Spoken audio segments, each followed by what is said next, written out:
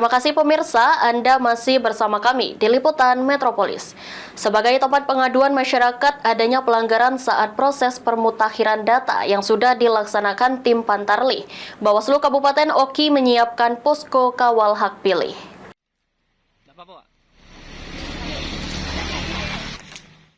Jelang Pilkada serentak yang akan dilaksanakan pada November 2024 mendatang, Badan Pengawasan Pemilu Kabupaten Ogan Komering Ilir menyiapkan posko kawal hak pilih. Posko ini difungsikan sebagai tempat pengaduan masyarakat jika menemukan pelanggaran saat proses pemuktahiran data yang sudah dilaksanakan oleh tim Pantarlih.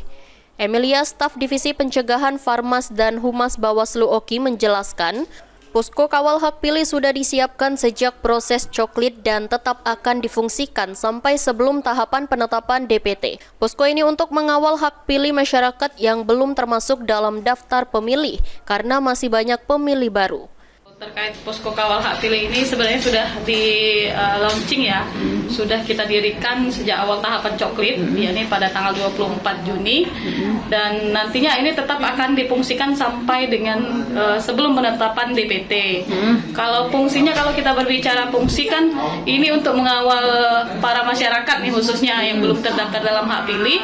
Pada saat coklit di masyarakat ini kan masih banyak nih yang ada yang pemilih baru.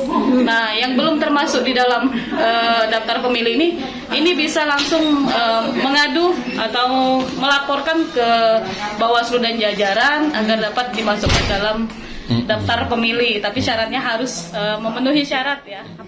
Dari hasil pengawasan Bawaslu Oki juga telah menerima informasi hampir di setiap kecamatan di Oki bahwa terdapat ratusan masyarakat sebagai pemilih baru yang belum terdata. Maka pihaknya akan meneruskan laporan tersebut ke provinsi dan pusat agar bisa menginventarisir nama-nama pelapor tersebut untuk dimasukkan sebagai daftar pemilih.